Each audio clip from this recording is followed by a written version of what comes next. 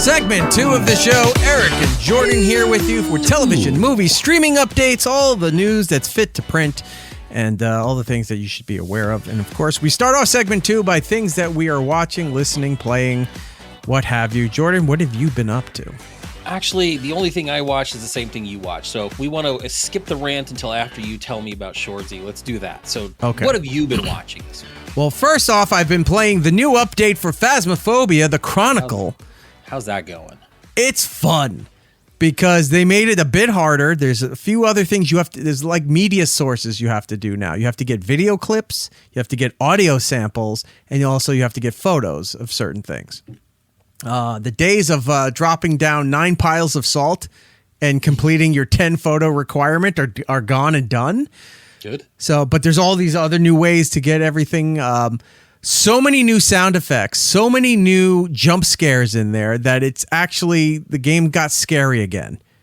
For a while, you got so used to everything, nothing was really, you're going through the motions. Now, shit happens. Like, you could be standing there, it slams the door in your face really loud, and then it appears through the door, like haunts you. Like, it's getting there. It's getting there. And I think there's a big horror update that's supposed to be sometime beginning of next year. Okay. That's going to, I think, make it be able, because Phasmophobia was like the first game out there of this kind of genre. But other games have surpassed it in the sense of how scary and horrific they are, like Demonologist or Mortuary's Assistant or Ghost Watchers. And, there's other games in this genre that are more graphic, violent, terrifying, whatever.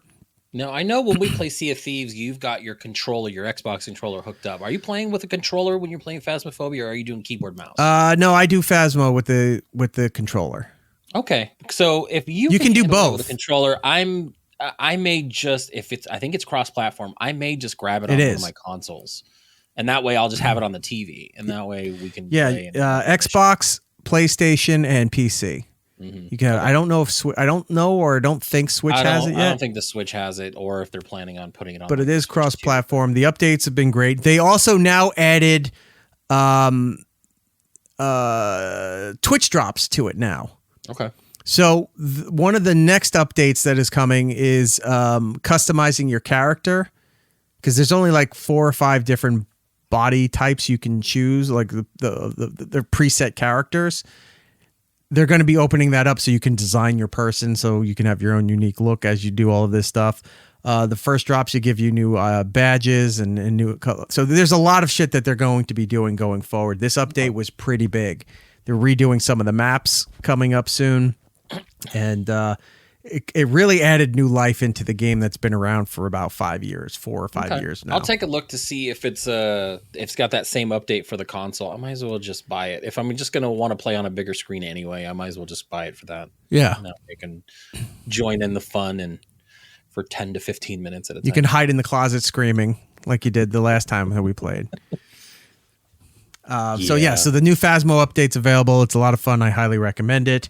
I'm still playing Moral Dilemma. I got to finish that. And I have a couple other games I got to get to. I got to say, like I was telling you the other day, my kid started playing my Sea of Thieves game. And I had forgotten that we haven't played I haven't played in a while at least.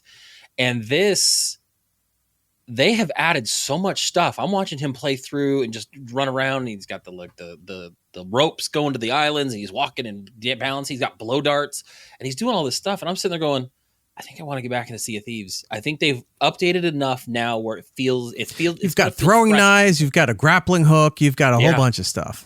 Yeah, so I think we're. I'm ready to get back into Sea of Thieves. If you want to play that again, that'd be good. I was watching him play the other day, and I'm like, this actually it's a lot more fun looking, because it got stale. Like that's my biggest issue, is that we were just doing the same things over and over and over, and at some point it just kind of gets boring. But seeing some of the updates, I think that's definitely something I want to get back into. So. Right, and if your kid likes it and everything, you start doing the Twitch drops. Right. And he gets all the Twitch stuff for his games there, all the new cosmetics. And now they've been adding levels up, like to help you level up your prestige and things. That's cool. Maps, like lucky maps. So you get a map and all of a sudden this island is just covered in X's, and you're going around just digging up like 20 different fucking treasures on one island. So yeah, I think now that he's getting into it a little bit, I may actually just buy him the game so he can play on his PC, and then we can we'll have like a third party so we can corrupt a 9-year-old playing this fucking game. Get him on there. Let's all play, and then I'll just sabotage his ship every time. I feel bad because like when we play, we're on mic and we're talking. He got into a game where I told him like, look, if you want to have other people, just get into a random game. You know, you don't have to talk. And he got into a game where the guy was getting so frustrated that he couldn't communicate with my son. And he goes, oh, so he gets to the point where he's like telling other people joining, please put him in the brig. Like, this is annoying. He's not even talking. And I'm just like, all right, maybe you shouldn't be playing with these idiots. Like, yeah. you gotta, well, we're going to cut you off for a little bit. But. Yeah. It's just like my brother years ago when my nephew was really little would let him play GTA 4. Oh, yeah. But just he would get a car and give him the car and just let him drive the car around. But yeah, when you drive their car around, all of a sudden another player sees you on the map and starts shooting him out. The kid has no idea what's going on. Right. And you're telling the kid you can't pick up a gun, you can't steal things, you can't blow things up, you can just steal cars and you can drive around. And you get guys in tanks ramming him out of nowhere, T-boning him into the side of a building. I don't know what's going on. Right. Woodput saying Steam started their summer sale today and it crashed their website. Ooh, I'll have to go look for savings. Some of these games. I'm like, ooh. And I still have the Stanley Parable now I got to play. Yep. After this, I'm looking fun. I think I'm going to have to start streaming my gameplay again. I was going to say the Stanley Parable Ultra Deluxe is only $10. You're like, fuck, I paid $25. I did pay $25. Damn it. You just got to wait, man. You got to wait these things I wonder if they have that thing where, you know, like you bought something at a store and then like the following week it was on sale. Can I bring it to get the sale price? Probably I don't know. Not, but they got a game on there for anyone that plays on Steam, Hades. A great one of those, like, you know, you go in and you die, you go back, you start over, but you get like kind of leveled up a little bit. That's a great game. Okay. Yeah. Fast Food Simulator is only $10 right now. I have that. I have Supermarket Simulator that I'm going to start playing. Do you know how much people are going to hate me watching me playing stocking shelves and designing a supermarket? Shelves, yeah. But I also have Power Wash, the Power Wash Simulator, and I have that one where you launder money. Yep. I saw you told me about that one. Yeah, a lot of fun stuff to do. Anyway, so back to stuff I'm watching. Shoresy season 4. I finished it. Is it good? Fantastic. Oh, I still need to start it. The writing's amazing. I posted 2 screenshots that I compiled. I saw those. Was hilarious. I'm so excited. I gotta watch it. Yeah, it's so good. Most of the time, here's where they're at. They won the National Cup. They're just celebrating all summer, and it's the manager and the owners of the team trying to calm the team down because they're just every now and then they get updates of the team is getting drunk with the cup at some weird space somewhere throughout the city. Like they were drunk driving and the cup was sitting in its own go-kart on the track as they're driving around. It's like, how is the cup driving the car? They're at one of those bouncy, you know, those bounce houses that are on the water. They have like a play area like that for adults, and they're just jumping around. The cups bouncing on. It's just insane. The dialogue's funny. I can't recommend this show enough. Season 5 is in production right now. Yeah, and should be out by the end of the year. If you're not familiar with Shoresy, it's a spin-off of Letterkenny, which you might have seen. It's available. I forgot what Canadian network it's on, but it's on Netflix here in the United States. Netflix or Hulu or something like that. So, and Letterkenny had 9 seasons, and Shoresy was a unseen. You heard his voice, but you never saw him on Letterkenny. And then Shoresy, you actually see him as the character and all that stuff. So 12 seasons for Letterkenny. 12? I thought it was 9. 12. All right. I might go back and watch Letterkenny again. All fucking amazing shows. So I can't recommend Shoresy and Letterkenny enough. I watched IronHeart as it came out Tuesday on Disney Plus, and they did 3 episodes. They're doing the new Star Wars model. Which is fitting because this is pretty much Marvel's The Acolytes or whatever that other abomination. Acolyte. This is the Marvel version of The Acolyte. This show sucks. It sucks in a big, big way. It sucked more than any of their other properties have sucked. It makes 0 sense. I did notice something, though. They didn't fucking promote when they put that trailer out was right before the show dropped. Mm-hmm. And they gave it zero promotion because right now they've ramped up Fantastic Four promotion, which comes out at the end of July. Comes out less than a month, yeah. Or about a month, yeah. The trailers everywhere, ads for it are all over online stuff, on television. They're going full force. You're going to see the media blitz of the stars of the movie on every talk show, every news thing, all of that stuff. They're going to be everywhere. They buried Ironheart. Mm-hmm. Now, I know this has been pushed off for a while because they started filming this when the pandemic happened. This has been done. This should have released last year. It was supposed to be out in 23 or 22. Sorry, 22. They started in 2020 and they were done by 2022. And they were looking for a late 22, early 23 release. And then that got pushed off. Then it was supposed to be in this like September of 23. And then it got pushed off. It came out almost the end of June 2025. And go ahead. No, I just looked. We're already halfway through the season. They're only doing 6 episodes. They're releasing the next 3 next week. It's an abomination. It is so terrible. They didn't even want to stretch this out a little bit. They were like, here's half, here's the other half. Be done with it.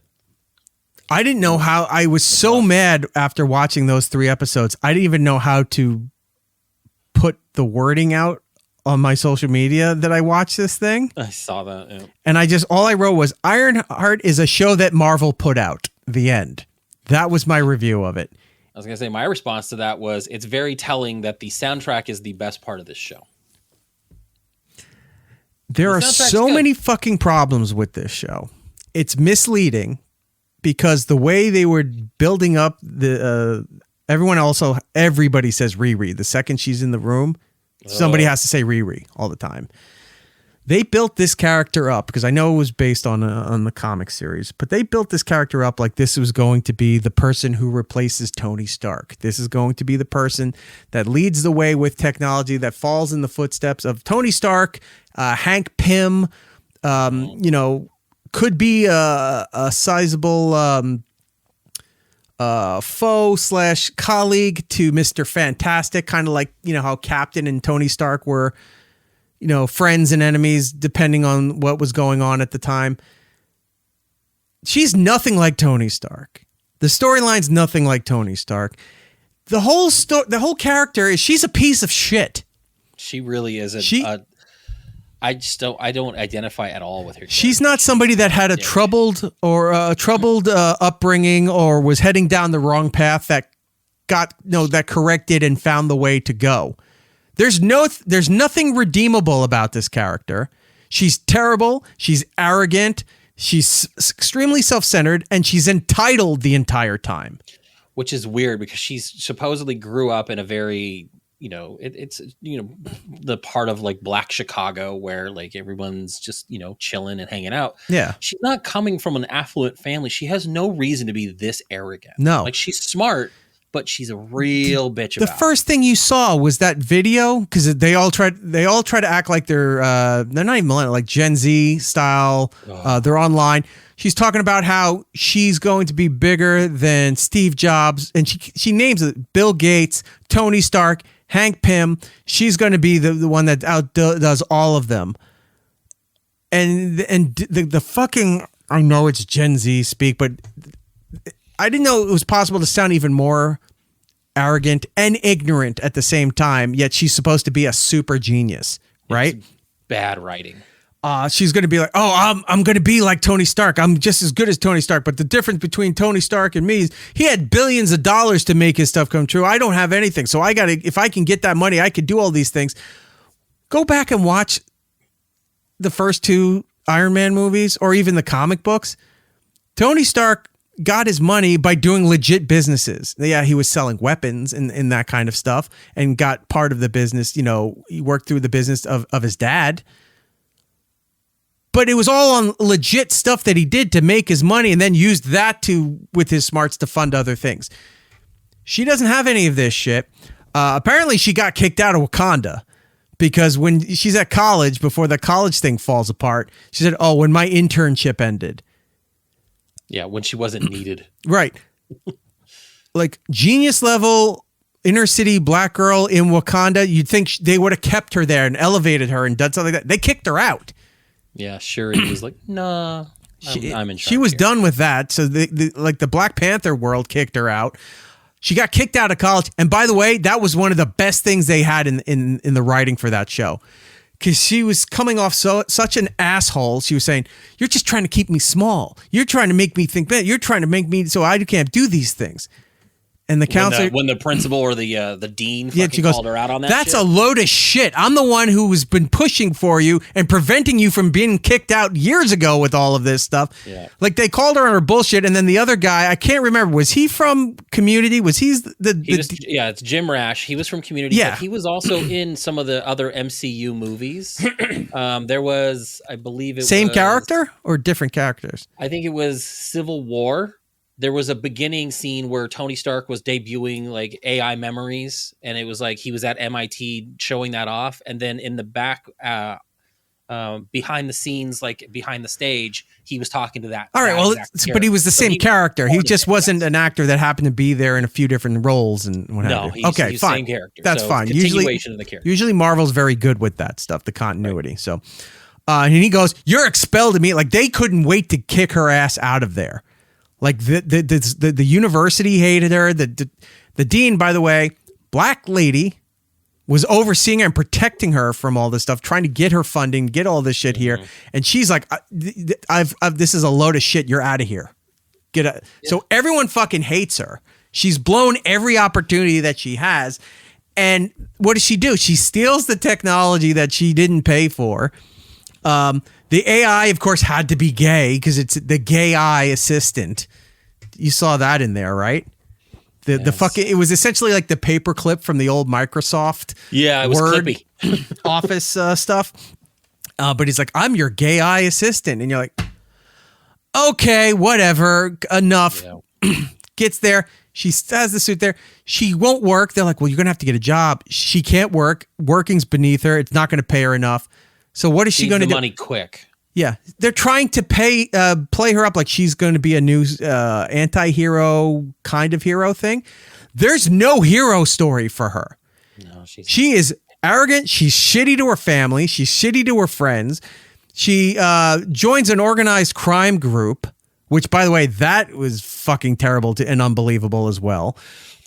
She joins this arrogant, and what do? And he's like, oh, we're just doing, breaking and entering, espionage, those kind of things. Nobody's getting killed. They're trying to be very Robin Hood-esque, where it's like they're going after these corporations. I saw a bunch of these interviews where they were saying it's like a modern day Robin Hood thing. They're not stealing from billionaires and corporations and then bringing it back and reinvesting in the neighborhood or the community or the thing. They're signing contracts so that they get paid and fuck everybody else. And then there's this big wave of outrage online right now about the killing of the security guards. Have you seen this? In the third episode. It is like, these aren't henchmen. These aren't paid assassins that are working for like Kingpin. They're just watching the fucking or Lex Burger Luthor King. Or something like that. Yeah, these aren't hired goons. It's not they're not hired goons. These are guys that are working middle class jobs that are just walking the perimeter for facilities. Like the guy was growing vegetables. And they were just there as the night watchman, and they're going around stabbing them with knives, breaking their necks, like all these other. Shot the one. Yeah. So they're killing all innocent people. They're robbing billionaires to give to themselves. So there's no Robin Hood storyline in there. I saw a lot of the interview clips about. There was one radio station that was talking to her, and he goes, "How do you feel this is going to change the narrative of how female superhero or female protagonists are going to be viewed?"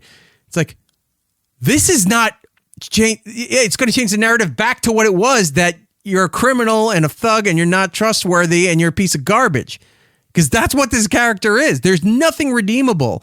There's a scene. She's working on the robot in her house or her mom's apartment, wherever that is. She overloads the fucking thing and blows out all the power. She doesn't get up. Genius, by the way, working on these electronics, doesn't get up to fix the power. No, she blacked out the neighborhood to get what she wants out. Yeah, and then got frustrated, so she leaned back in a chair and went to sleep. Yeah, she was. She has no drive, nothing, and all she kept saying, "I need respect. They'll put respect on my name if I build that suit. Anybody only cares about that suit.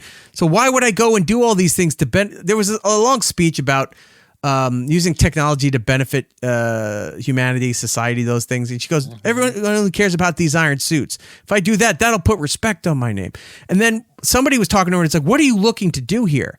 And she goes, the stupid fucking Gen Z logic of influencers and online people to be iconic.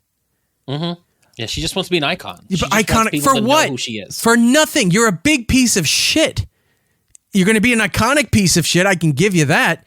But you're watching this whole thing here. It's like, it's not like the character's flawed and has a redemption arc again, or can be corrected to go on the right path or something. Because a lot of those superheroes had tragic upbringings based on like a death of a family member or poverty stricken. So they were resulting to petty crime in order to survive, like using a wrong to try to make a right.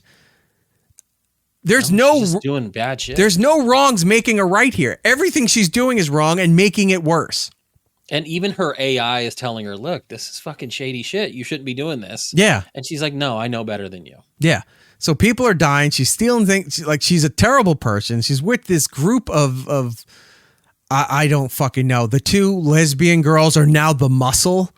They're the UFC fighters. You have the lesbian and then the transgender brother sister. Yeah. Who are underground fucking cage fighter types. So they're the Muscle. You've got the sassy black woman demolition expert. You've got the super gay, by the way, hacker. Hold on, the black woman, the black I forgot her name, but the demolition expert. Yeah, when she was doing the fires in the greenhouse, the greenhouse. Yeah, did it not come off very like Harley Quinn? Mm-hmm. She was doing that. She's black Harley Quinn going around doing it. Yeah, and that looked terrible. The hacker. I didn't know, because I don't know anything about this world. The character they swapped out to put this here. The character's name is Slug. All right. Mm-hmm. Slug is like a 500-pound bald white dude that can't really get around anywhere. And he just sits there and he's good on the computers and everything. He's a cliche white nerd hacker. Yeah. Right. Giant fat mess is now a drag queen from one of the European drag shows that's walking around too fabulous to even look at you. Long nails, claws, long nails. And what drives me fucking nuts, this was probably the worst thing in the show that nobody's complaining about, that is the biggest pet peeve of me. You have 2 seconds to get this done. As soon as I reset the system, you got to get in there and put the wall blocker up there. Okay, she's typing. Nails this long. Oh, she's just typing like this. And they type like this, where they can't use your fingertips to type like normal people do. They got to use like the base of their finger. Yeah. And she's doing like this the whole thing. There's no way she's not hitting multiple keys with those nails and all that shit. None of it's believable. And then she keeps doing this thing all the time. Like this is how she whatever. That's the clapping is this. I wanted all of them to die. Like, there was nobody to root for. There's nobody to have any kind of empathy with. Because a lot of the comic book stuff, too, if they're not dealing, a lot of them based in social issues, racism, sexism, religious, like X-Men was all based on, the civil rights from the 60s and worldviews and all that shit. So at least it comes from places. These don't come from anywhere other than we need... there's 2 Hispanic people in there. Everyone else has to be black stereotypes for something. Well, yeah, we've got the main character, Anthony Ramos's character, the Hood. Mm-hmm. He's the ringleader. He's the most interesting out of everybody. He is. And he doesn't do much. I don't like where they're going with it. And I know what's going to happen, I think. And it's going to frustrate me that this is... Because we talked about this. Mm-hmm. How they're going to bring a character into this. And after watching the 3 episodes, I'm like, yeah, they're going to do this. And it's going to piss me off. What's frustrating for me is that you would think you would want to try to appeal to a wider audience. And and again, I am 100% in for inclusion. I don't care that she's a black character. She's just a terrible character. I liked she's an Anthony obnoxious Ramos and asshole. his cousin. I think they're both very interesting. I can care less about everybody else. Replace the fat guy with a gay guy. It doesn't bother me. None of it bothers me. However, what does bother me, and it's what I think we've talked about, or other shows have talked about, where, you know, every time you see a thing now where it's like a commercial about a dad, the dad's an idiot, he's a fumbling fool. They bring in the only white character in this show, and he's kind of a pussy. He's kind of like wimpy. He's and cucked by his neighbor. He's cucked by his neighbor. He types some dog shit. He's like this techno ethicist an he insecure, wants to be right, whiny pussy. but he's very whiny. And I'm sitting there going, so you've got the one white representation who is really getting pushed down into this. And I feel like he's going to be in the bigger. But like everybody else, it's just his favorite song in the car was Alanis Morissette's "You Ought to Know." I rolled my eyes so hard that they came back around. Like it was like, of course, like they just they're playing into a lot of stereotypes, and it's ridiculous that it's very transparent what they're doing. Well, after finishing all of that stuff and then going back and looking at the press, because again, there's no promotion. I mean, there's promotion, but there's nothing they've promoted publicly to tell you about this show. I went back to see, sometimes they do those satellite studio interviews where the host is somewhere else, but they're sitting in that black room with like director's chairs and the poster behind them. So you see a couple of those things. When they're showing you a clip of her, well, there was a clip of her on The View, but when you see a clip of her at a radio station for a project this big, unless it was Howard or something that was like on our show when we were doing Opie and Anthony, that they revealed something that nobody fucking knew. That's the only reason they ever show a radio station interview. This was one of the main things they put out there. Like, oh my God, nobody gives a fuck about this project.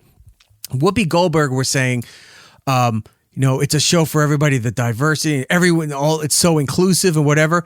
There were Asian people online that were screaming like, there's no Asian people in there. And there's apparently a couple of Asian characters that are in that world of Ironheart in the comics that I'm not aware of because I don't really know the story up until now.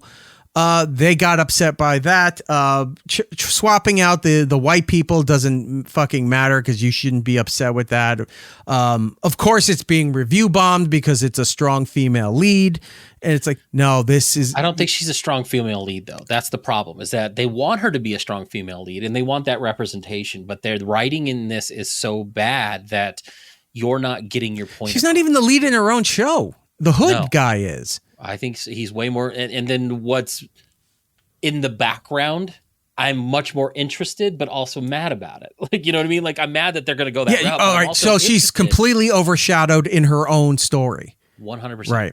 It's an ensemble show that makes her feel like she shouldn't be. She's not. They're trying to say she's not a good guy. She's not a hero in the making.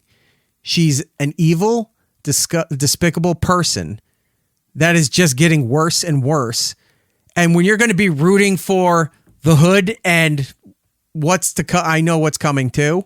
Mm-hmm. But when you're going to be more excited about that even way more evil entity coming than what's going to happen to her, you're like, why is she even here? This show's not even about her anymore. And it's her own fucking show, and she's the least interesting part of it. Well, one of the least interesting parts of it. You would think they would lean a little bit more into her trauma with the fact that, she lost her friend, she lost her stepdad. Well, that was another stereotype they threw in there. Oh no, they were killed by gang violence. They're dead. She left the family. No one talks to her. She's off doing her own thing because she wants to be iconic. She comes back. She's shitty to her mom, she's really shitty to her mom. Her mom is so worried about her. Misses her stepdad, misses all the stuff here, and she doesn't give a fuck about her mom at all. And again, what are you looking for? I just want to be iconic. And that's that Gen Z mentality of how I'm perceived online is the only thing that's important. Yeah. Now, great job translating that into there. You nailed it. You got it. But it just shows she's a shitty person, and you did it to the hero of your story who's never going to be the hero of the story. It's not even worth your time. Look, there were so many problems with She-Hulk, But there were other things in She-Hulk you could, like Abomination. What's the character's name? Oh God, I forget. Hold on, I'll look it up. But he makes a return in She-Hulk. Yeah, that's interesting. And then he makes another return. What was it? Captain America 4 or something. There's mentions of him too. It was Emil Blonsky. Yeah. So he's kind of back and resurfacing through the MCU stuff. And then they fixed his character design too. Like right. That show did a great thing by actually making him more comic accurate. Yeah. So there were things in there that you could take away and use towards other things. Sure. The Hulk being a pussy and not learn, and she could figure out her powers right away. And then twerking with Megan Thee Stallion was fucking terrible. Like there's a lot of problems with that show, but there were some elements you could salvage from it that could be used in other places. Captain Marvel got, shit on and whatever, but look, you could Captain say about Marvel, though. Like I've never had issues with it. I didn't either. The Marvels I'm thinking of. The Marvels led into bringing the X-Men back. If you didn't have that movie, you don't have the X-Men. Sure. Right? Ms. Marvel, I know, got shit on. I didn't hate Ms. Marvel. Ms. Marvel. I had no problem with Ms. Marvel. I didn't think it was far-fetched. I didn't think I didn't know the story until then. People were saying, "Oh, they changed her powers or whatever." They did because they didn't want it to more be like Reed Richards. She's very stretched. They didn't want that because they knew they were bringing Reed Richards in, so they had to make a creative decision. All right, but now her powers are more tied to Shang-Chi from where his power source comes from. They don't know, so it's going to link up together in the. There's steps that they're taking. You can see where it's going. You don't hate the kid that plays. I think she was great. Ms. Marvel. I think she was a Kamala. Yeah, no, she was a great character. IronHeart is fucking awful. And I was talking to somebody else who works in journalism and stuff and had put some pieces out online that I'm friends with. And she put something there and he goes, I'm noticing a pattern with the review bombing and stuff. And I wrote to her and I said, some cases I understand. I go, but you can't lump all this together. I said, She-Hulk was not that good. This is the worst thing they've ever put out. And I go, and it's not because it's a female lead. Everything is wrong with Ironheart. And I gave a couple of bullet points. I didn't go into the whole thing. And she wrote back and she goes, oh no, I agree with you. It is terrible. And she goes, but it was review bomb before it came out and all this other stuff. And I go, okay, I get that point. But please understand, just because people don't like this show doesn't mean they're racist. Doesn't mean that they're anti-woman. Doesn't mean, well, maybe leading up to it, that's what it was. But if you watch the show, a lot of the complaints are about the show and the character, not the other stuff, are legitimate. Mm-hmm.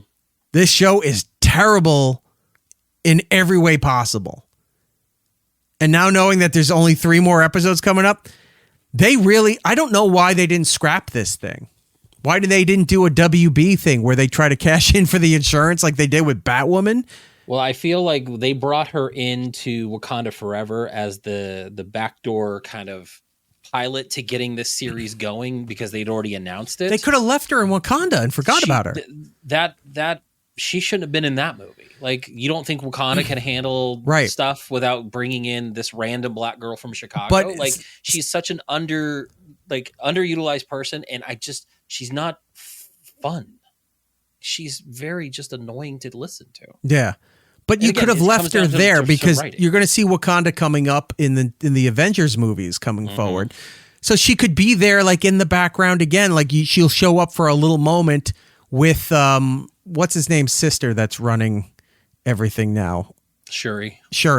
She's like Shuri's assistant or Shuri's number 2 or whatever like that. Like she shows up when Wakanda needs to show up. Perfectly fine. You could scrap the show and go, well, we already introduced her. We'll just leave her there as some kind of, soldier, tech support, whatever. She'll fit into there and then we'll just leave her there because the show was not worth doing. They didn't do that. They put this out there and it was like $150 million, $100 to $150 million for the series. Yeah. To put all this together. It's terrible. All kinds of terrible. I can't explain to you unless you go and watch it how terrible this whole thing is. And I wasn't even paying attention to the music, but Jordan, I'm sure you're 100% right. The soundtrack was probably way better than what they were doing with this show. Woodpit saying that this stuff is why the review bombing happens. Yes and no. Like if this happened the day of and day after the series came out, you could say it's legit and you could have a better ground on fighting or defending your point of view about why it's terrible. When it's weeks leading up to it and they had no previous screenings, again, to selected outlets that they trusted to review this stuff ahead of time. Even IGN, that gives weird ratings to a lot of shit, gave this a 5 and said this was mediocre at best. Mm-hmm. Nobody fucking liked this thing. Yeah, I don't believe in review bombing. I don't think you should judge a show by its I'm judging because I've seen things where like I didn't believe that the cast was a good cast, and they've proven me wrong. I rely on what I'm seeing, how the writing is, how you structurally make this story, and I just feel like this is lacking. Like they didn't know what they wanted to do with it, and I feel like this is another property where they're trying to shoehorn characters in to set up for something bigger, which is what we'll probably see in these next 3 episodes. Is that, oh, here's that, and then they do things where like they name a character something to tie in to older properties. In the case of the one white character, and it's like, oh, I remember that character from that movie. That was their soldering moment to try to patch this into a connection to Tony Stark. Correct. That's the only reason that character is there. It's a backdoor way into being somewhere where that she might be able to get into. I don't even remember. Is Stark Industries still a thing? I'm sure Stark Industries is still a thing. Pepper Potts still runs the business, probably. Okay, because we saw during Deadpool when he went to speak with Happy Hogan. Mm-hmm. Happy Hogan is overseeing the Avengers. But is he still working for Stark? Tony Stark hadn't died at that point. That conversation happened before Endgame happened. Okay. So I know the timeline's weird. Again, sometimes I forget what year this is supposed to take place in. It's definitely not now. It's like, all right, then let's go to Thunderbolts then. When what's her name, Valentine, bought the Stark building. Yeah. Right. So, because Stark built the Avengers thing in upstate New York, which was almost similar to like Charles Xavier's mansion. A little bit, yeah. Yeah, where it's all, and it makes more sense. So they moved Stark Industries out of the building out of New York City. Does Stark Industries still exist? I think Stark Industries exists because Stark Industries existed on the West Coast for the first Iron Man movie and the second Iron Man movie. All that stuff was all West Coast. Right. He built Stark Tower in the East Coast and then eventually morphed it into Avengers Tower. And then, like you said, built a bigger Avengers compound in upstate New York. So Stark Industries is still an entity that exists in this world. Just because Tony Stark is dead doesn't mean the company went. No, I didn't know. Away from it. So it's still around. So the way Thunderbolts was supposed to go is because they thought they would have had full rights to Spider-Man or something, because it was supposed to be Norman Osborn's possible for like Dark Avenger stuff, for stuff like that. But so they had to use Valentine, whatever her name is, in place of Norman. I don't know where the Stark things is. This guy trying to patch, like, oh, this is going to get their attention. They're not going to bring her into Stark Industries. This has been a flop. She's not worth the money anymore to do any of this stuff. I was going to say, do you see this character being built into the larger universes? Like, no. I don't think they're going to utilize her in say something like an Endgame level movie. Like, no, I don't think they're going to show because her up. Unlike Ms. Marvel, where they're not going to do a second season, Ms. Marvel's still tied to where Doomsday and Secret Wars, probably Secret Wars, where she'll return because what's her name's over in the X-Men universe. Rebecca what's her Photon? Rambo. What's her character? Photon. I think it's Photon. So they're all tied together. Like a few names, but yes, I think it's Photon. She's tied with Ms. Marvel. She'll be back. There's a reason to bring her back. There's no reason to bring Riri Williams back to anything. What will happen is that they'll use this platform to launch the entity that's coming, which is ridiculous because this is not the platform it should have launched in. It should have been This should have been, if it wasn't WandaVision, it should have been Doctor Strange. I feel like this was a call out to how many people were calling for that character to show up in every other property. Right. Like when something weird was happening, it's got to be this. Yeah. oh, this is this. Well, This they is were what's saying it happening. forever. No, Mephisto's coming. Mephisto didn't come.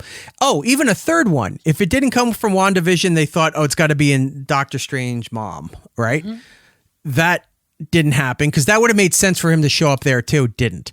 The third opportunity, legit opportunity you had would have been Agatha all along. That would have made perfect sense to bring him in that way too. They didn't. They're bringing him in this way here. And here's what's going to happen. That character, when that character comes, Mephisto, sorry, spoiled it. When he shows up, they'll use him in other aspects.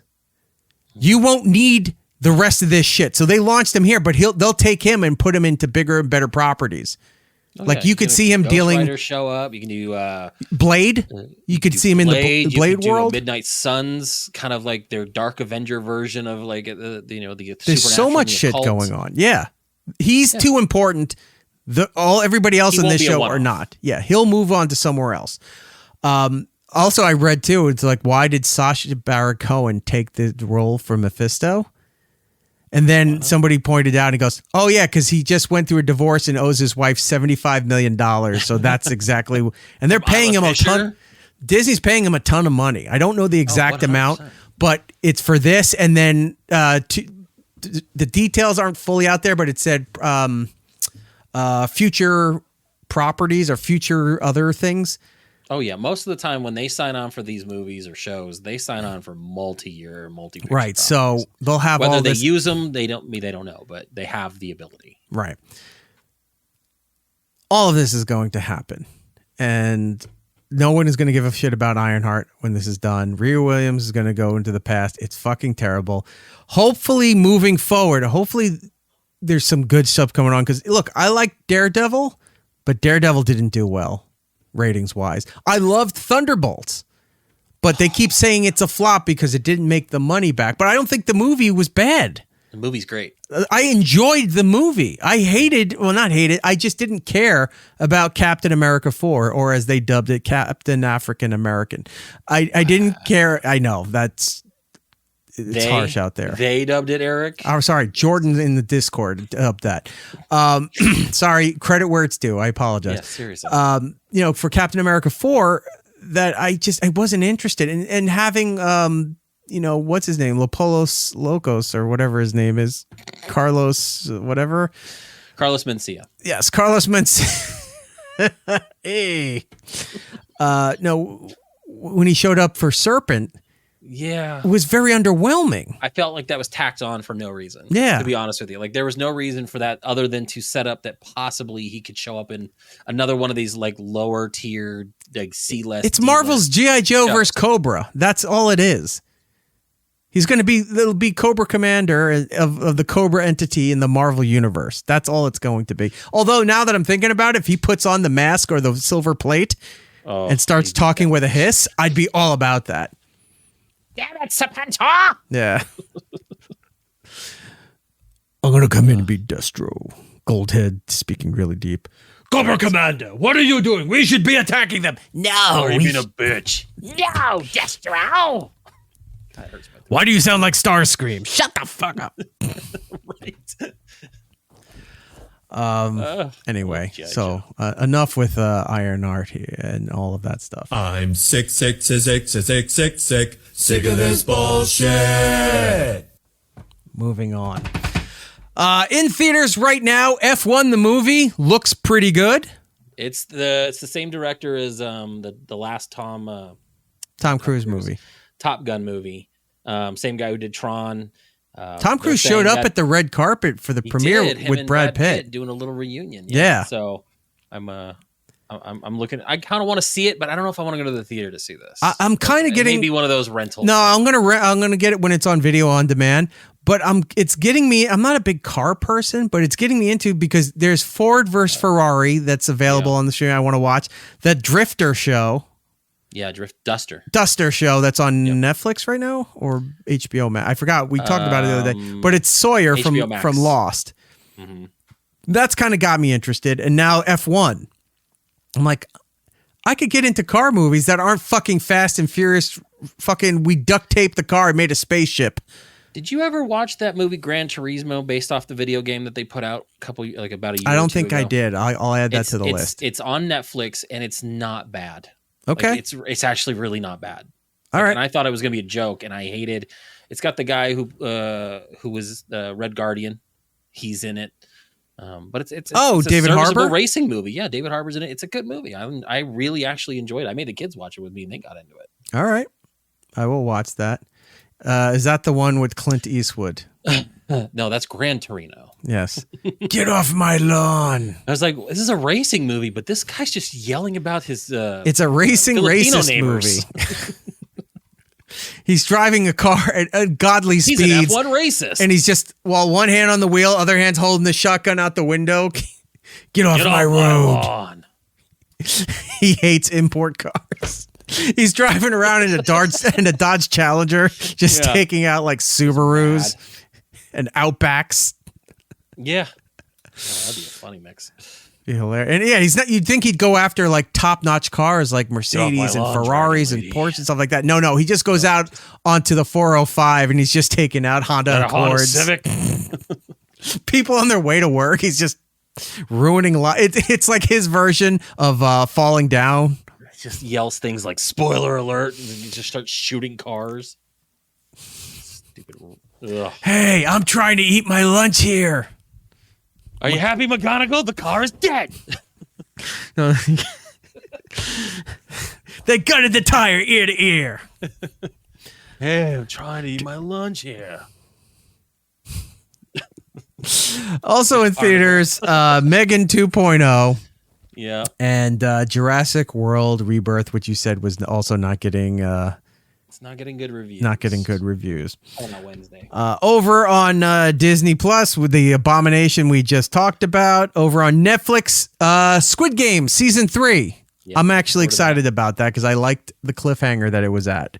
Yeah. So I'm looking forward to that. It too. I don't think they're doing any more after this. So no, it's all done. The final season. They shot everything consecutively. They're now releasing it. Split it. And then Old Guard Season 2. What is that? Well, it's a movie. The first movie is about a bunch of immortals. Oh, it's Old Guard 2. Sorry, I thought it was Season 2. Old Guard 2. Sorry. No, yeah, it's Charlize Theron. She plays an immortal.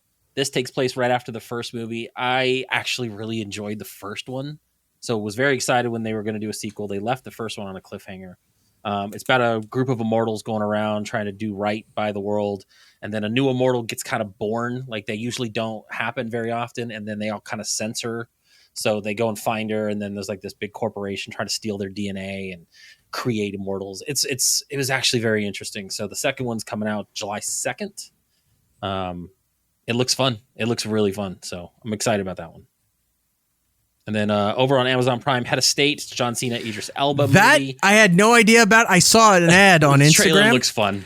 It looks, you know what? It doesn't look like stellar, but it's a dumb kind of fun. Like you know his movie. Me of that movie with him and Aquafina. I was just gonna say it's like Jackpot. Yeah. Right.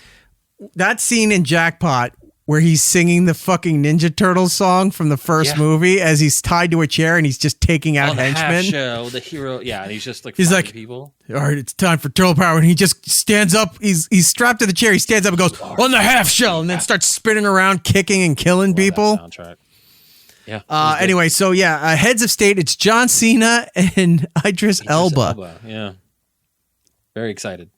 They're like he's the president and the other guy's a prime minister of another. Britain. Of Britain. Yeah. Idris Elba's British, so he's the president and he's the prime minister, and they get lost in a jungle. Like their planes are shot down. They get lost in a jungle and they got to survive and meet up with at the checkpoint so they can be rescued. It looks like a lot of fun. Ensue. It looks like a lot of fun.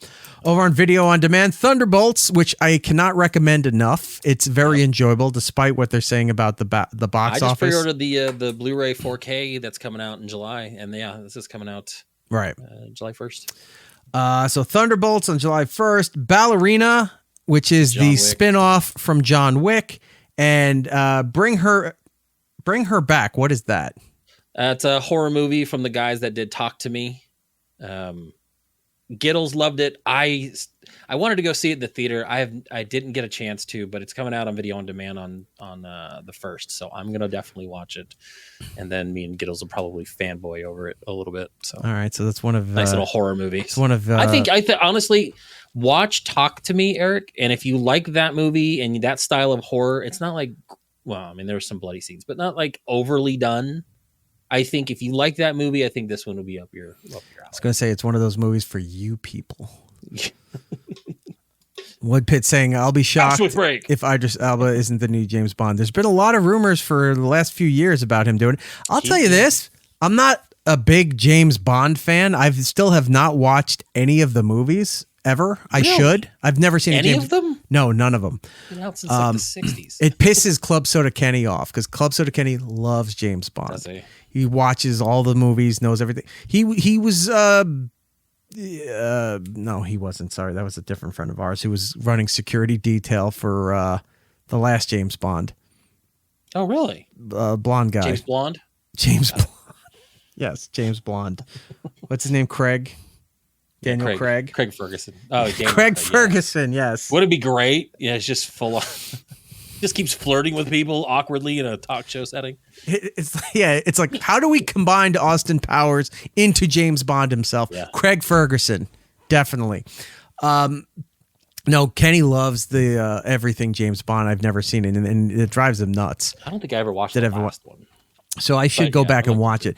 But I'll say this: I would not have I understand why people are getting upset because they want to. Oh, a black James Bond means you're just forcing stuff into properties.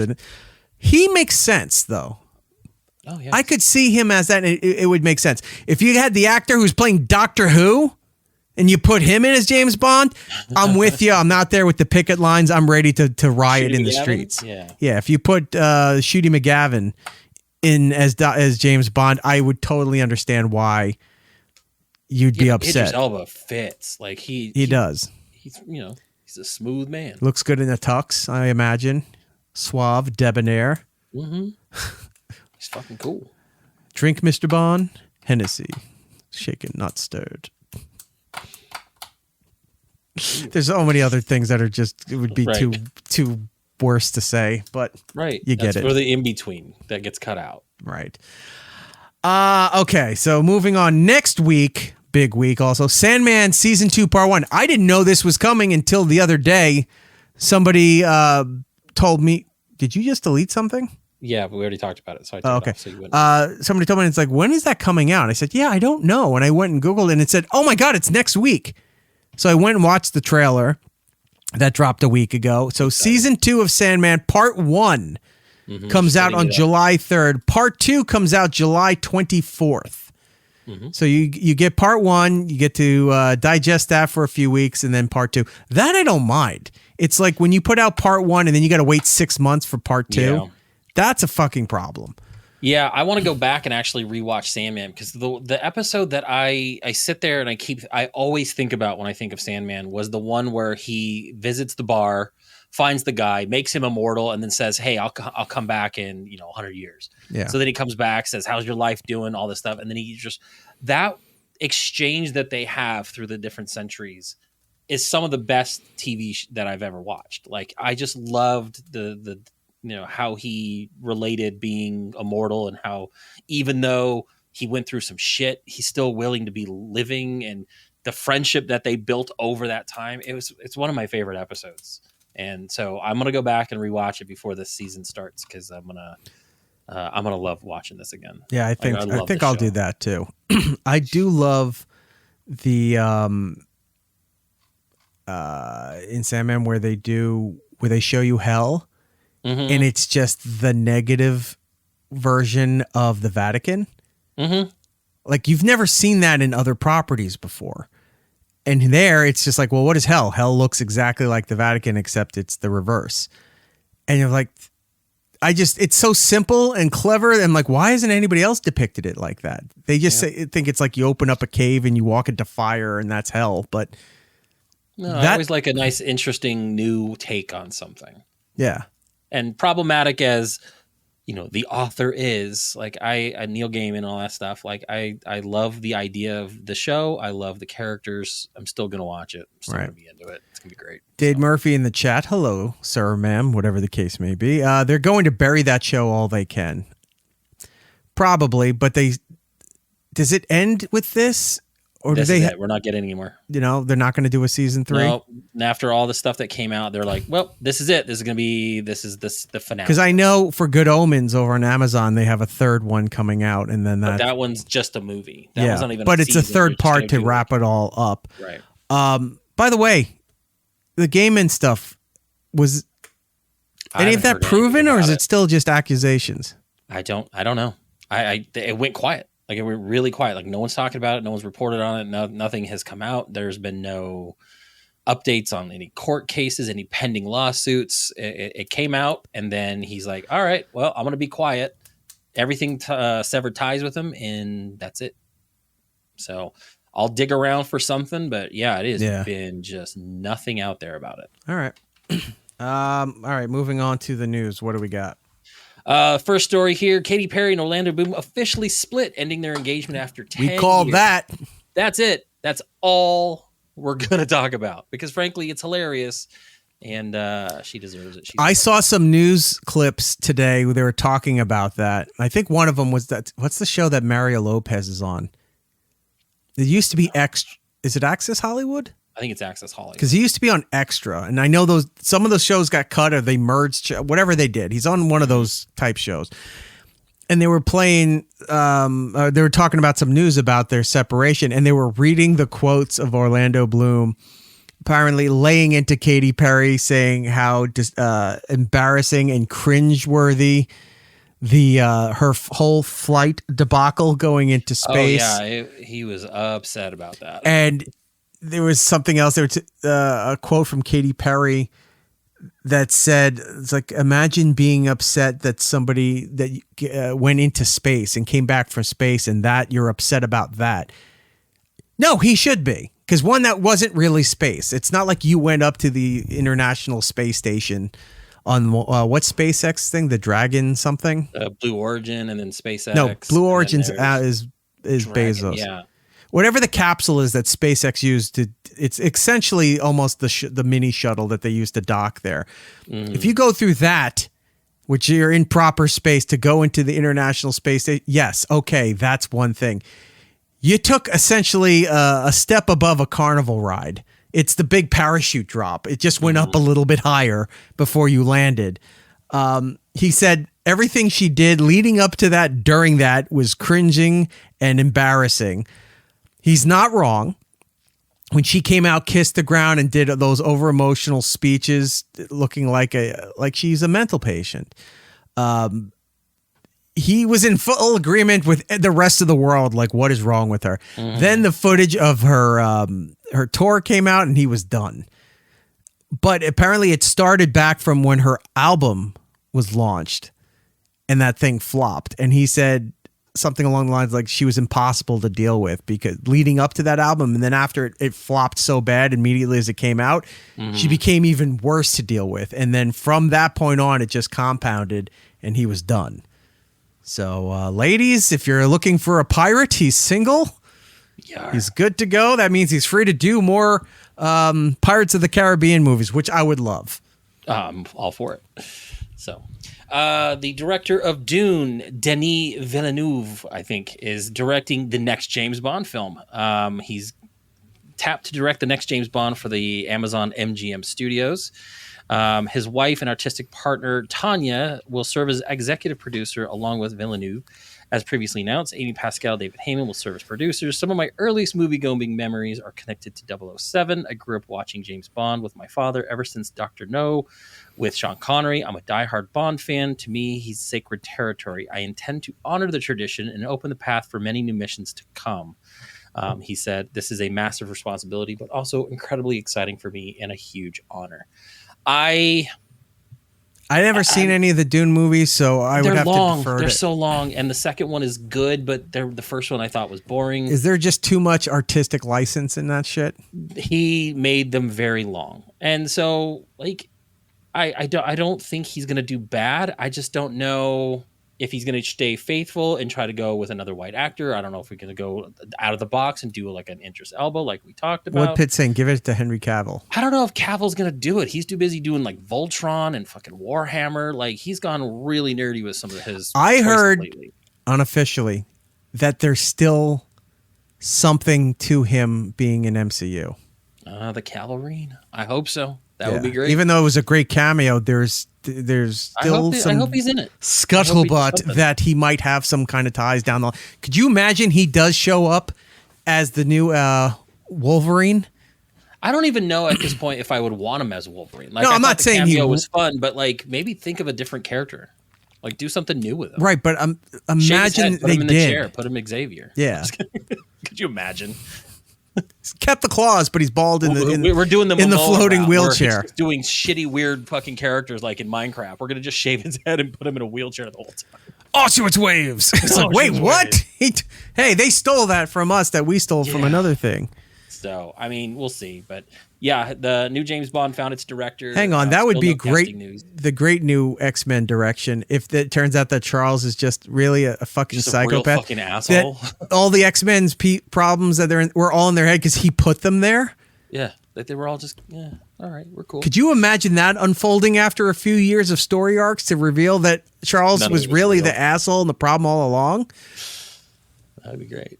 That would be so great. That's one to grow on, kids. Go ahead. Anyway, Josh Bernthal is joining Tom Holland in the new Spider-Man Brand New Day movie. He's going to be obviously playing the Punisher. Destin Daniel Cretton, who did the Shang-Chi movie, is directing. Giddles. Much of the movie remains shrouded in mystery. The rumor websites have listed upwards of a dozen possible villains, from crime bosses to alien symbiotes. Right now, the only thing that they know is that Zendaya is returning. Jacob Batalon are reprising the roles as MJ and Ned. They have added Sadie Sink from Stranger Things, the little redheaded girl. A lot of rumors saying is that she's going to be Black Cat, maybe, which would be kind of cool. Okay. But we'll see. But yeah, we're getting the Punisher, which is going to help kind of ground Spider-Man, not make him so big. No, because that brings really him back to street level. Yeah, if you're bringing Punisher in there. And then, just like in Spider-Man Home Alone, the last movie, where Matt Murdock made a cameo in there, I'm sure he'll make another surprise cameo in the Spider-Man thing.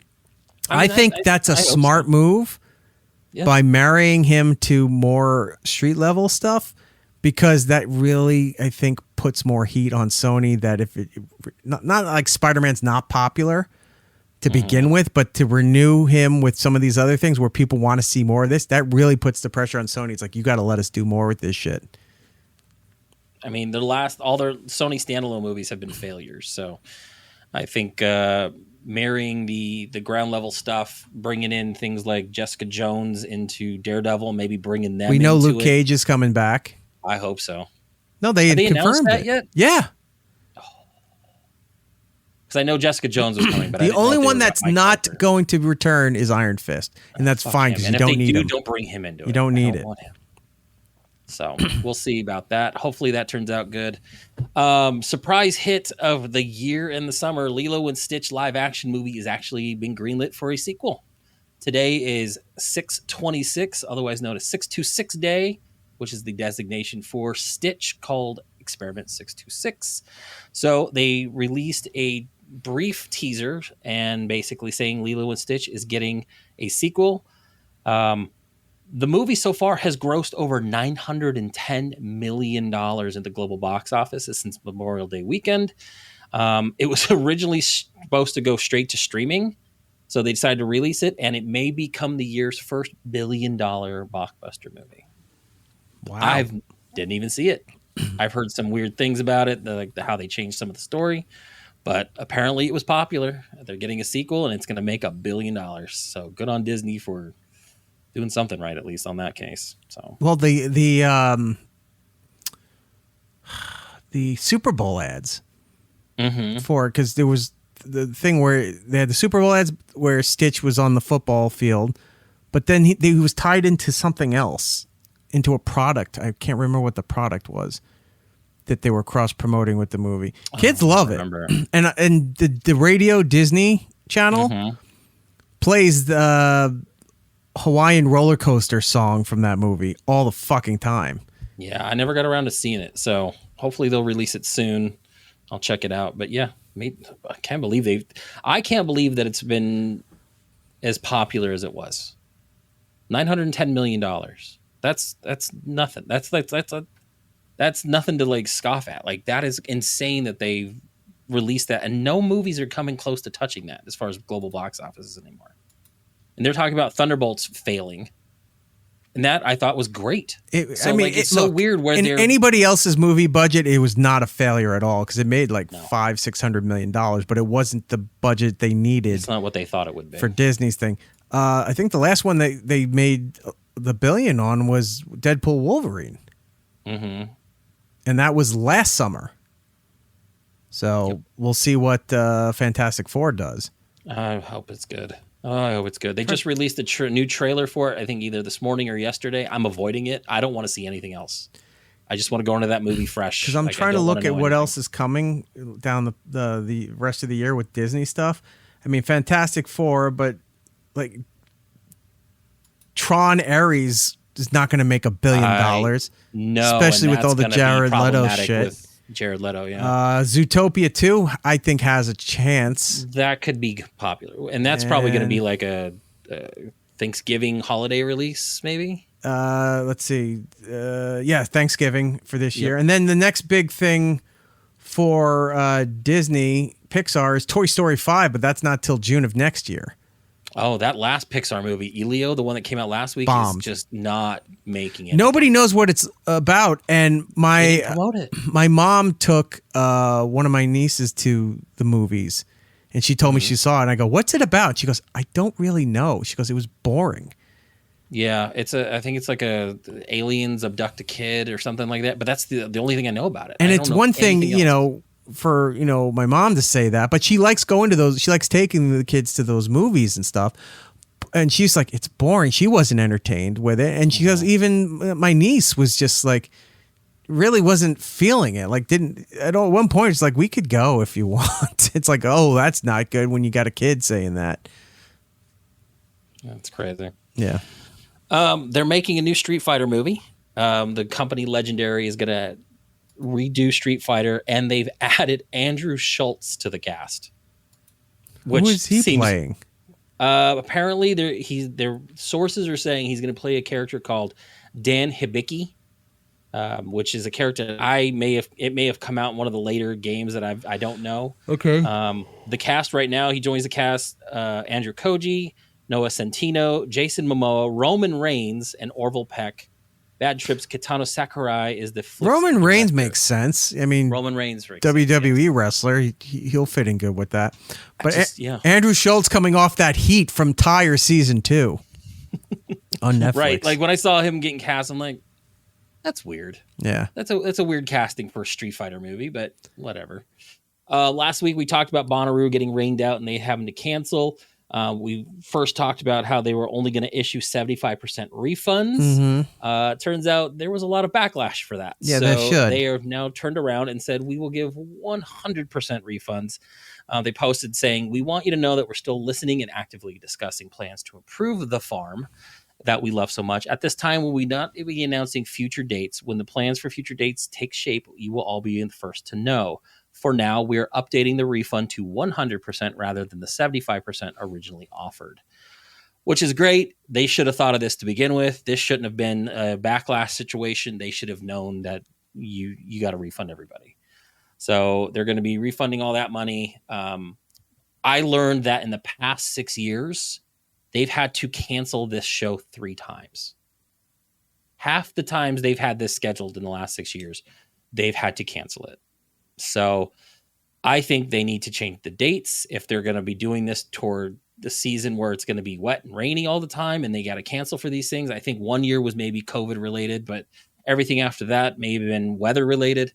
You're going to have to change when you're scheduling this. You're going to have to change your business model because this is not going to be good for you guys. No. So, and you saw, did you see on the news? Yeah, it was this week, I think, or the end of last week, that whatever the, not just the weather service where they predict storms and hurricanes and stuff, but that department, the official government department that maps NOAA. That it might be that where they map the weather patterns and the terrain, stuff like that. So the East Coast, New York, all that stuff, was in like a moderate area, rainy seasons, green, stuff like that.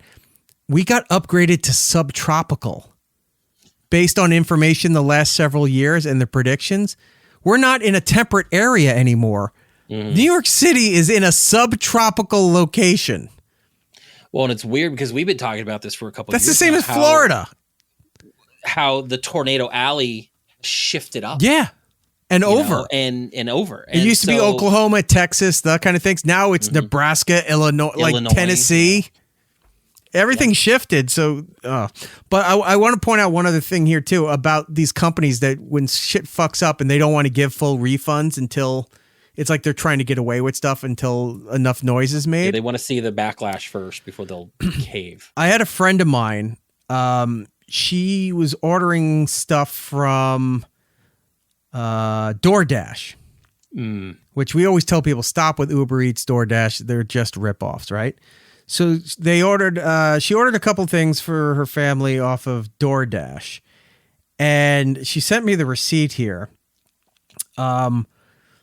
She got notified from there, and she goes, ordered stuff from her computer at this time. About an hour later, I received an email telling me my order was undeliverable and they'll be keeping $46.76 of my money. That is 60% of the total, and they didn't receive anything. Wow. They were home. She goes, I did not receive a text, not a call. There was no knock on the door. We were home, which is why they were paying somebody to deliver, this thing here. They were sitting in she said, I was sitting in my living room, literally 5 feet from my front door on my computer working. Got the notice from them. They didn't even try to deliver this, and they were keeping 60% of the bill. That's ridiculous. She sent me the receipt here. And where is it? Here it is. Okay. So the receipt, one item they ordered was $28.74. Second item they ordered was $24 even. Okay. Tax, whatever. All right. Here's what they do. They added, they deducted the price of the food that they ordered.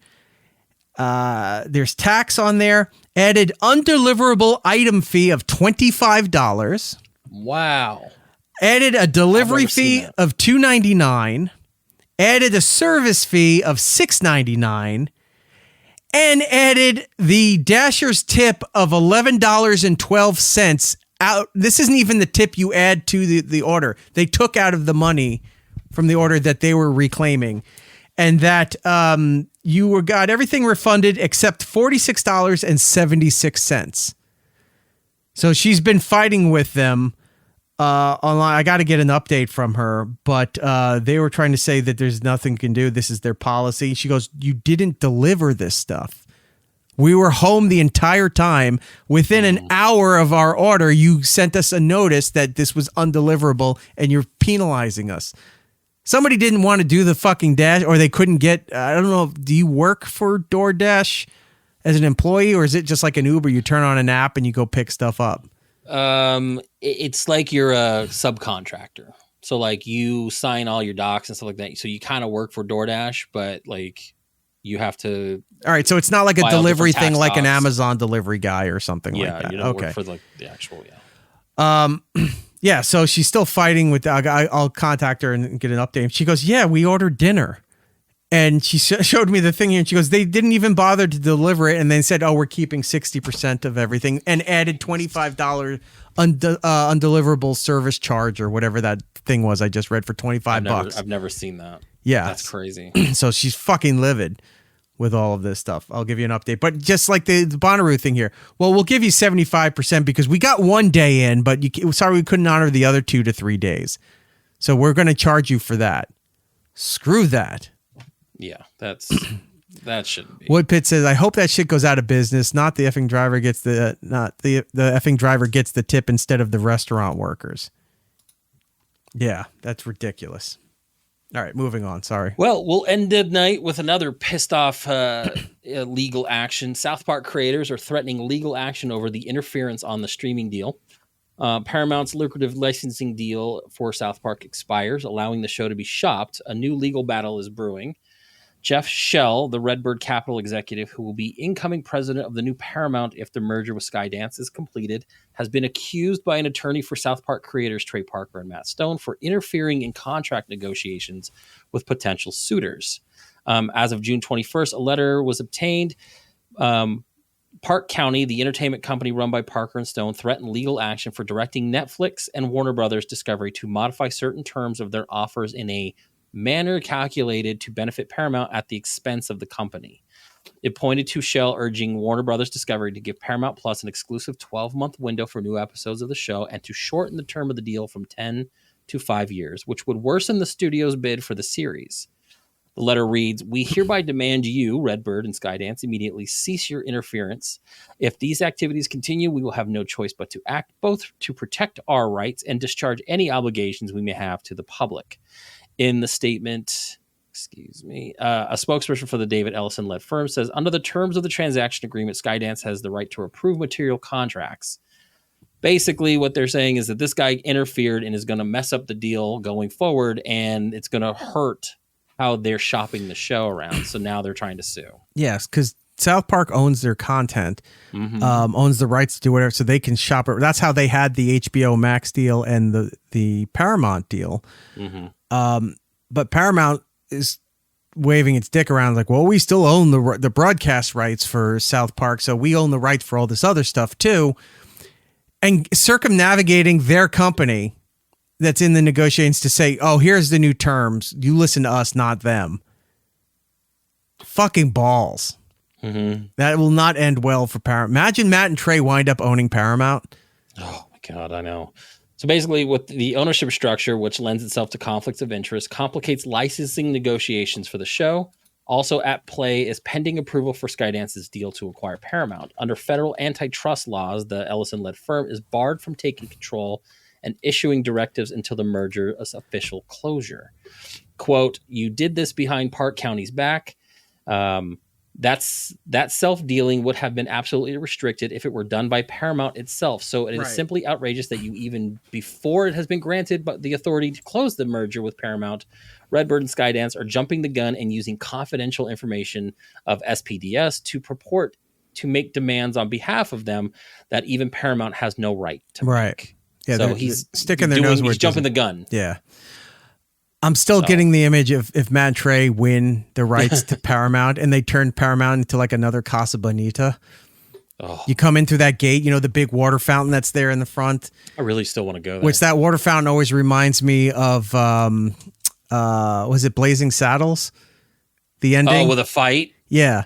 Yeah. Where they running through the movie lot to the French Mistake. Isn't that Blazing Saddles? Yes. Yeah. It's the end. So do like, oh my God, if they bought Paramount and they just turned it into, or they turn it into a big theme park, like Cartman gets a movie studio, fires everybody so he could make the movies he wants, but has nobody to make the movies. So he's got to hire them back one by one. Chocolate flavor kisses. Yeah. It's like, haha, South Park did it. There you go. Oh, by the way, South Park's new season, we'll see if it's going to happen now, but it's supposed to come out July 9th on Comedy Central and Paramount Plus. Season 27. Release it regardless. Huh? I think they'll release it regardless. Yeah. I don't think there's anything that stop that. Well, maybe they could. It's like, hey, we make this 24 hours before the show is supposed to go on air. We're not making it now until you back off our other legal deal. You can put on reruns or throw more of the, find those old reruns of At Midnight with Chris Hardwick. Put those in there. By the way, that show bombed. The new version on CBS. Yeah, with it got no response. Nobody cared. Even they're on, and you could say, well, it was on network TV, probably on, even online, nothing. No one cared. I forgot about it existed, to be honest with you, now that you said it. It was, people loved it because one, it was Chris Hardwick, and two, all the comics that he was friends with would come on and make it funny. They turned it into like trying to be, it was supposed to be a spoof on a game show. And they tried turning into a game show / late night show, and no one gave a shit about it. I was going to say, yeah, I discovered a lot of people that I didn't know about with the original Hardwick one, like Ron Funches and, and all that. So, like, yeah, I forgot that this one even existed. It seemed a little too much. Right. I don't know. But yeah, we'll see. We'll see how that works out. Maybe they'll own Paramount. Who knows? All right.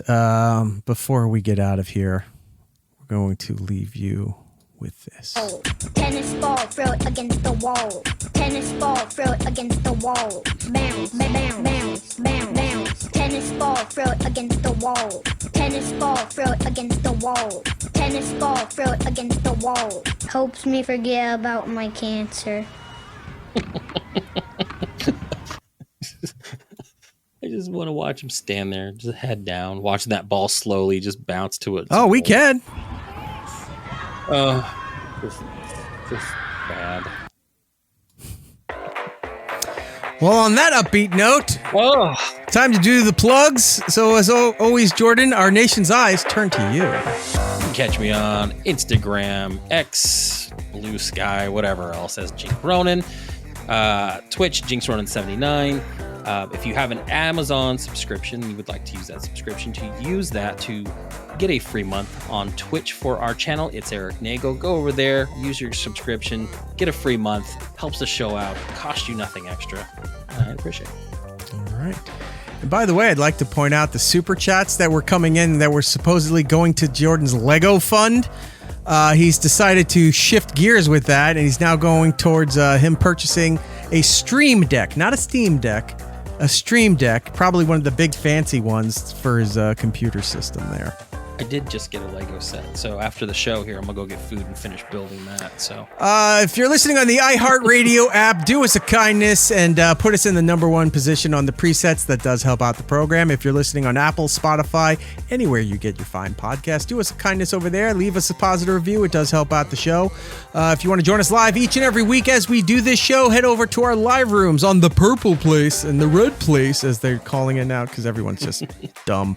On Twitch and on YouTube, all under It's Eric Nagel. And if you want to watch this whenever it's the most convenient for you, believe me, I understand. Videos, clips, highlights, all that stuff is available on our YouTube channel. Give us a little subscribe over there, like, follow, turn on the notifications. It's free for now, unless you get out of line, then we're going to start charging you. I don't even know what that means. That was a dumb threat. Go over there, follow the channel. It helps us out, and you get all the content, and good times are had by all. All right, that's it, right? yeah, I'll leave you with this. Lego has officially approved an X-Files set, and I'm gonna be buying it too. We'll be seeing you. It's Eric Nagel. They're a little much. They feel a little condescending just by the way they're existing. Stop existing condescendingly, please. Alas, we're out of time. Follow It's Eric Nagel on social media platforms. For ways to watch and listen to the show, or join us for the live shows, head over to itsericnagel.com. Yo, and remember to tell 2 friends so they can tell 2 friends, and they can tell 2 friends, they can tell 2 friends, they can tell 2 friends. You get the idea. Keep it real, homies.